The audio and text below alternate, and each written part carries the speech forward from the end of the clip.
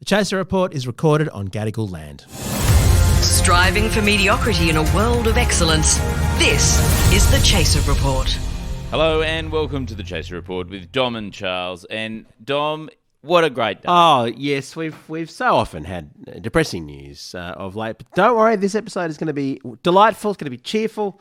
It's going to be upbeat, starting with the news that Philip Lowe is no longer the Governor of the Reserve Bank, or at least on the way out. He's been axed. The news came through on Friday morning. It will be Michelle Bullock, the first ever female Governor of the Reserve Bank. Big progress there in only one sense. We'll get to that very shortly. And great news on the environment front. I think basically the environment's basically fixed.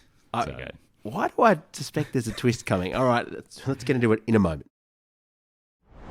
So congratulations to Michelle Bullock, who was the Deputy Governor of the Reserve Bank, to Philip Lowe, and is now going to be the new Governor. So they've gone for the Deputy, which is what they normally do, thus ensuring a radical change to the institution. No, well, Dom, don't underplay this. It's a new brush. It's not Philip Lowe. I think we need to be optimistic. I think we need to give her a chance. And the thing that I'm looking forward to is just not to have someone so beholden to property owners at the helm of the Reserve Bank. Yes, that's right. For so long, it seemed like essentially the Reserve Bank governor was working for the top end of town. Yes. Philip Lowe certainly didn't seem able to appreciate the concerns of people doing it tough out there. Do you remember the time he just said, just take on another job, or just take on another flatmate if you can't afford. Like all these practical solutions. Michelle Bullock, I hope, won't do that. I hope she'll be a woman of the people, in touch with ordinary Australians. And so when I read on the weekend that she'd, like many Australians, owned some property, I thought,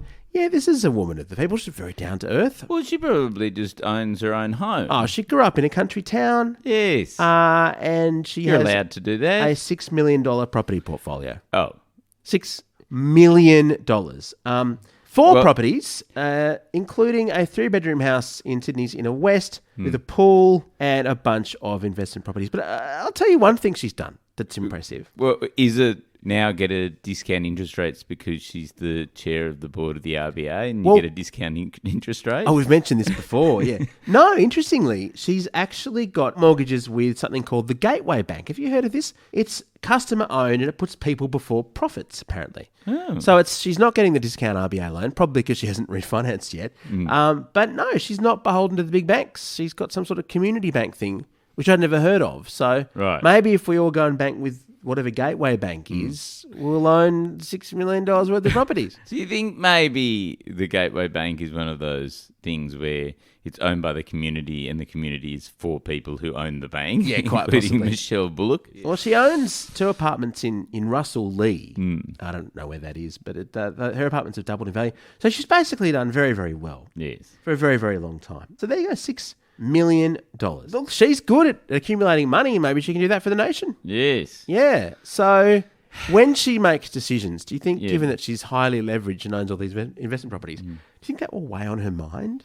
Well, look, I think what we need is somebody in there thinking of the renters, right? Like that's the people who are doing it hardest in this economy. Well, she can ask the many people who rent from her. Exactly. So that's well. See, we're living up to our promise. Good news. Of having only good news. Look, I think the first female RBA governor, that's a big landmark. Yes. It's an important moment. But it seems as though nothing else is at all radical about this. Feminism really does make progress when women can be assholes too. When women can be insiders, members of the club, from the same world as the person who we got rid of. Yeah. Still, that said... but I actually heard somebody call it on the weekend, like some pro Michelle Bullock supporter. She was talking on Radio National on Saturday. You will listen to Radio National. I'd never heard of her. And he was saying, I worked with Michelle I worked with Michelle for years. She's a wonderful choice. She's continuity with change, which was literally the Veep slogan that was satirical. So Right. So the whole thing is a giant satire. Do you think she's actually renovated any of her $6 million worth of homes? I've got the information here from the Daily Telegraph. Well, I think... Or does she just... Could have been. Is she just a rentier landlord who doesn't even bother fixing up any of them? I can't see any sign of major renovations going on, but maybe she added the pool. I mean, it's nice for her, isn't it? She can just go and cool off after a hard day of considering the needs of impoverished Australians. Well, I'm just thinking, because the RBA has that whole renovation going on in Sydney, which is hugely blown out, hundreds of millions of dollars over budget, maybe she'll be good at that. She can refinance that all that loan through the bank that she owns. Bank. Yeah, fantastic. What a good idea. So there you go. Yeah. Progress in only one sense. Now, is it really good news? Philip Lowe's not there anymore, and I think a lot of people are happy about that. The government was very keen to pay credit to the job that he'd done and said they had no beef with him individually. Yes. In fact, I think Jim Chalmers' exact words were, "I come to praise Caesar, not to bury him." He said as he kicked him out. Yep. Yes. There you go. Anyway, no more Philip Lowe. Who will we demonise now? Well, no. I've got more good news. This is the good news podcast, remember? We decided to do only good news. Just before we get to the environment. I just want to congratulate... you want to demonise somebody else? No, there's another person who I saw some news about this weekend, who just a friend of the show. Oh, yeah. Someone we always enjoy talking about. Congratulations to Alan Joyce, the CEO of Qantas. Oh, yeah. Who's put his $19 million Mossman home on the market. Now, basically what happened was he bought the house, never lived in it, just sort of sat there. He was going to move into it. And then the funniest thing happened, Charles. You're not going to believe it. What? The other half penthouse in the giant, in the apartment building called Cove in the centre of Sydney with amazing water views that he owns. Yes. The other half of the floor became available and he just had to buy it. And so they consolidated and it made an even more massive apartment, meaning that the other house that they own, they didn't even need to use anymore. Don't you hate it? I mean, that happens so often where you buy a $19 million house. Yeah. And then you find you don't need it after all. Whoops, surplus to requirements. Oh, dear. Oopsie daisy. Didn't even move into it. I mean, I think that happened to me last weekend, I think. Yeah. I've lost track of the number of houses I've owned and just not moved into. So 4 bedrooms and 4 bathrooms, and agents are accepting expressions of interest until 2 p.m. on Wednesday, August the 2nd, says domain.com.au. There's a listing for it here. It has a pool and a wharf. It's got its own private wharf. Charles, are you going to put in an expression of interest for that one? Yeah, might as well. Do you think it comes with membership at the Chairman's Lounge? I'd certainly hope so. Kick the tyres. But, it's one of those things where, do I need another one? I need another? That's true. I'm thinking, I mean, like whatever Alan does, I might just buy it and sit on it as well. I'm not sure, do you tell the wife before you buy it or do you just mention it afterwards? Or the husband, if you're Alan Joyce, Yeah. Oh, I don't think it's a minor purchase. Do you think maybe you don't have to. I mean, I say as long as it's below 20 million, it's just a bit of shopping. I wonder whether he forgot the owner. Oh, you think it's possible? Maybe what happened is he bought it. You know how you do that sometimes? You buy peanut butter at the shop. Yeah. You get home and you go, oh, hang on, I bought peanut butter last weekend. Yeah, I put on my jacket the other day and forgot I'd bought a chocolate bar at the shops the other day. Oh my gosh, a surprise chocolate bar. Or you've got, glasses on your head and you don't know where they are. Yes. Yeah. And it's a bit like that with buying $19 million houses. You bought it and then you go, oh, well, actually we should buy the property next door and knock down the wall. And you go, oh, fuck. Yeah. Oh, we bought that $19 million house as well. And you know the other thing? Yes. He probably then went to Mossman and realised it's horrible and decided not to move. I know this is a very Sydney reference, but I mean, it's got the zoo there, but it's not a nice place. You don't want to... It's very dull. Yes. I'm just trying to think of an equivalent. Well, it's like if a Toorak was on the harbour. Yeah, it's just... It's a little enclave. You don't really want to be there. It's sort of the Adelaide of Sydney. So it's like a little suburb that's the Adelaide, that's right. Yeah. If Adelaide had harbour views instead of just a little bit of river, it'd be Mossman. So I guess the moral here is A, keep track of all the houses you buy, will you people? And B, if you buy a $19 million house in a suburb, just go and check it out and see if it's not a bit shit. Yes. before you settle. It's just due diligence, Charles, in this market. Yes. So the good news continues. Good on you, Alan.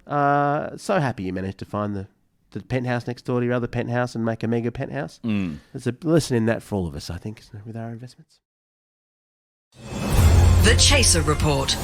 News you can't trust. So can we get on to the the environment being saved. Yeah, sure. Environmental good news, this is honestly true. This is honestly good news. Like, I'm not actually lying this time. I'm sceptical.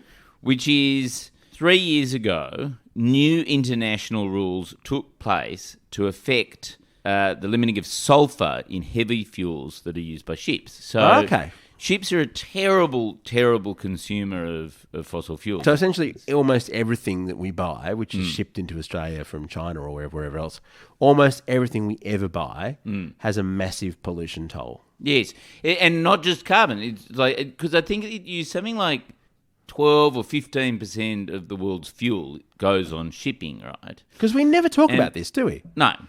We never think about the carbon footprint, but never the other things. And whenever I go to Kmart and buy some, $5 piece of crap that I don't need, it's probably used a massive amount of sulfur. That's a shocking thing. It's not going to make me change my behaviour in any way, of course, but good to know. Good to know. But it's not just carbon. It's sulfur. It's this sulfur because they use really dirty fuel. They use like the worst quality fuel to power these ships. Sure. So 3 years ago, they went sulfur in fuel causes sulfuric acid in the atmosphere and leads to acid rain. So it destroys, crops and everything like that. There's a whole lot of reasons why it's just terrible for humans and for all life on the planet, including things like sulfuric acid in the ocean causes the depletion of life forms. It's just a horrendous chemical, right? But as against that, we really need little... Have you seen Squishmallows? They're the cutest little toys in Kmart. They're $20. Yes. And they're basically made out of the most flammable plastic imaginable. So you get them for your kids because you want them to have the most flammable thing. Yes. And they're giant and they're $20. They're probably... They're about the size of a backpack. Right. And every kid needs like 10 of them. That's just the rules of parenting in 2023. All right. And imagine the sulfur footprint of those things. Yes. Well, no, but this is the good news, Dom, which is they eliminated it. They got rid of it. Seriously? Sulfur is now banned from fuels that go into shipping. Really? And as a result, practically overnight, marine sulfur pollution has dropped by 85%. Are you serious? Yes. So hang on, surely there's a twist. Are they now using nuclear fuel or something like what? What's going on? No, they just got rid of... They didn't need the sulfur. They realised... So it was optional. So some genius went, ooh, what if we tried not using sulfur? And it still worked. So it was, so as I say, it was killing humans, a whole lot of unintended consequences, right? So those rules took effect a few years ago. That was January the 1st, 2020, right? So look at the graph. Look at it's just like literally... Wow, it completely drops. Yeah, marine sulfur emissions just completely collapsed, right? It's tanked like the chance of an ordinary Australian owning their own house. So, and because sulfur dioxide is removed by rain, it actually took only a few weeks to basically get rid of acid rain throughout the world, basically. Seriously? Yes. It got removed from at least the atmosphere very, very quickly. That's wonderful. Right. But... Oh, I knew you were going to do this. Why do you do this? So... the graph even looked good. Look it up yourself if you want to feel cheerful. Oh, no, Charles. Sulfur is, as you know, yellow, right? It's quite light. It's a very bright chemical. Yeah, they use it for yellow paint, or they used to back in the day. Yeah. And so it was creating a protective layer of whiteness in the atmosphere, right? Oh. And which was reflecting a substantial amount of sunlight, right? Oh. So you know how the planet's warming up? Yes. Right. What was happening was that warming from the carbon was being mitigated slightly by the sun not being able to get through from all the sulfur pollution that we were creating. Right. So even though it was destroying oceans and marine life and so on, it was actually kind of an umbrella. Yes. In terms of... and if you look at where the main shipping routes are, if you see here, Yes. they're actually in the sort of main populated parts of the world. Well, you'd imagine so, yeah. So in the northern hemisphere, like where actually most people live, right? And it also is where the main sort of, like, there's all these ocean currents that are created that are incredibly necessary to sort of make parts of northern Europe habitable and stuff like that. Anyway, what has happened is without all this protective layer of pollution, they reckon it's having a substantial effect on accelerating global warming. And could well be an explanation for why, particularly this summer at the moment, like, you know, in the last week or two, we've had the 4 hottest days in recorded history. Yes, in the Northern Hemisphere. It's been in the Northern Hemisphere. People have been going to across Valley. the world, like on average. But I mean, world, in the parts of the world where it's hot now. Certainly not here. The people have been going to Death Valley, apparently, in the States because they want to feel what it's like at 55 degrees. Because it's never been that hot before. They want to go to the future. The future, absolutely. But so now I'm going to show you another graph. I know this is not very audio. Can you put the link to this in the audio description for the show? Yeah, sure. I'll do that. But you can see, so in 2020, they cut off the sulfur thing. And if you look at the graph of ocean warming in northern shipping lanes, it's going up, blah, blah, blah, blah, blah, blah, blah. And the blue line is what is expected to happen, right? Oh, no. So, I mean, it's still warming. There's a red line that shoots up. It shoots up the moment they get rid of the sulfur. But is that correlation or causation? Because there have been so many other ways at the same time that we've been destroying the planet. Are we sure it's the sulfur, or is it just our general neglect? Look, you can read yourself. Like, I'm sure everyone's going to. It looks pretty obvious from the graph, yeah. But basically, this scientist, his name's Robert Rode, is saying he reckons it's at least a 0.5 degree bump for the temperatures just by removing the pollution. Dom, we've got to get the sulfur back in that fuel. Get it back. Let's get this acid rain happening on the forests. Let's kill a few more humans and get those temperatures back down. We don't need marine life anyway. I mean, let's just have a sense of proportion about this. Although, Charles, that said, I have one more breakthrough for you, just to leave it on a positive note. Because I think you tricked me and you put it into a negative note. Yes. Which is, I don't know whether you saw this news a couple of weeks ago, but scientists have developed the whitest ever paint. It is the Mark Latham of paint. This is an incredible thing. It reflects 98% of sunlight and it stops heat radiating. So what it does is, apparently if you put this paint on buildings, it makes them so cool that they don't even need air conditioning. Ooh! They can cool surfaces by 4.5 degrees below the ambient temperature. It'll probably need to be even whiter because we probably need it to be 10 degrees below the ambient temperature. So even though the planet will be completely cooked and all the wildlife will die and it will be essentially a desert everywhere, we ourselves will be able to live in these nice white buildings. If you want your house to be anything other than white, you're shit out of luck. But we'll have these lovely white buildings within which we're relatively warm and safe as the planet explodes into balls of heat. I don't know if it's fireproof. We probably need it to be, bushfire-proof as well. But yay to the white paint. That is great news. So the future is white. There's a lot of American politicians who would agree with that right now. I was wondering why all those climate scientists and paint experts were coming and doing tests on my skin, but I now understand. Yep. Isn't it great? There you go. Like, we break the planet. Yeah. We don't do anything about it. Yeah. But then we come up with these little solutions that only benefit us, the wealthy people who can afford to paint our houses with this very expensive white paint. And the fact that the solution is white is there's something deeply symbolic and metaphorical about that. Yeah. It's almost as though it's white pride. I feel like it wasn't as sort of optimistic as we'd hoped. No. I mean, reality of life in this awful period of history has to filter through sometimes. But look, give us a review. We haven't had any Apple Podcast reviews for a while. Jump on there. Tell us how happy you are about the positive direction of the podcast. Give us 5 stars. Yes. And there have been some very funny ones recently, actually. Someone congratulated us on our 6th download.